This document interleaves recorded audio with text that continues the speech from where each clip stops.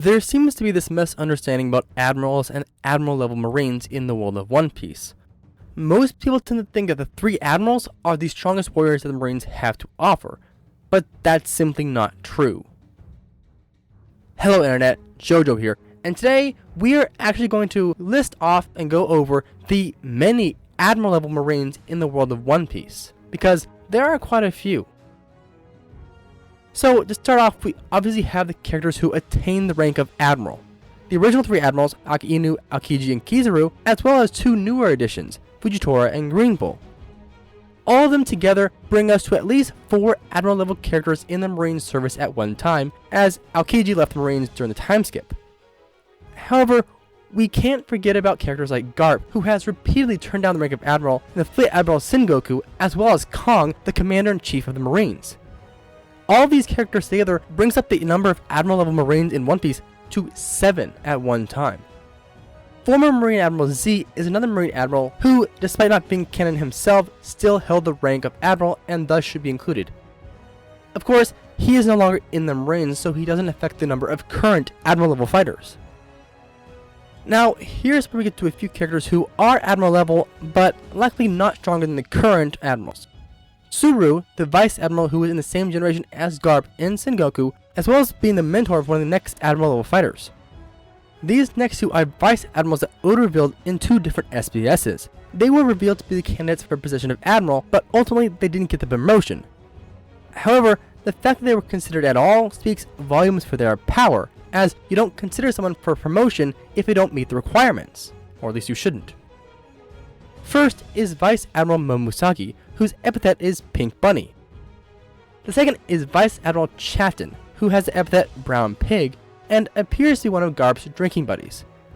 So, this means that at this current point in the story, right now, the Marines have at least 9 soldiers who are Admiral level and above. This means that a single Yonko could be worth 3 Admiral level Marines when you include the Warlords into the mix, and if you assume that the Marines act as a single balance against all the pirates in the world. But of course that's not the case. Garp has stated that the Marines and the Warlords act to balance the powers of the Emperors, and many have taken this to mean that the Marines are equal to the combined power of all 4 Emperors, but that's just not true. The Emperors are not allies, and because of that, they act as part of the balance as well. No one Emperor can get too close to One Piece without the others trying to stop them. That's why it's such a big deal that Kaido and Big Mom joined forces, as now they could actually destroy the world government. This is also why the world government backed down when Shanks arrived from Marineford. They simply couldn't handle him at the time. Personally, I think that Admiral level fighters are only comparable to top tier pirate commanders like Marco, Katakuri, Zoro, and Sanji. After all, Kizaru got stopped by an old Rayleigh, Aokiji only froze Jozu's arm because he was distracted, and it took literally everyone, Admirals included, ganging up on Whitebeard to finally kill him. Also, across all of One Piece media, Kizaru is by far the most ineffective Admiral. Kizaru failed to capture any of the supernovas, which was his only job at the time. He had a 1 in 12 chance to get them, but didn't even get one. Kizaru failed to get past an old, long past his prime Silver's Rayleigh. He legitimately lost his fight against former Admiral Z, who Luffy beat, by the way. He failed to keep Luffy from freeing Ace, he got his lasers intercepted by Sabo, and couldn't even beat Zoro in a 2-on-1 fight. Kizaru lost a fight to Law, lost 2 different fights against both Law and Luffy, got his lightspeed kick intercepted by Toshigi of all people, and couldn't react fast enough to dodge a Red Hawk from Luffy. I know there are people who think that Admirals are near the same level of strength as Emperors, but I disagree. Though I will admit his 52 teraton kick is really impressive for being as simple as it is, though not even close to what the best Admirals can do. As it stands now, I think that it would take at least 3 regular Admirals to stand a chance to take out an Emperor. However, I'm sure that as Admirals come back into the story, the issues revolving around their power and how strong they are supposed to be will resolve themselves.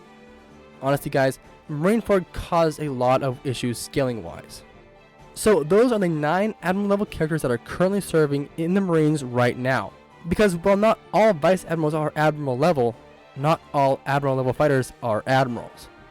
For this and more hot takes like this, check out my Patreon. I have some good things planned for that, so if you enjoy this or want to support me in some way, please check that out. As always guys, thanks for watching, see you next time, remember to stay spectacular, Jojo out. Ladies and gentlemen, thank you all for coming. You've been great. See you soon. Adios.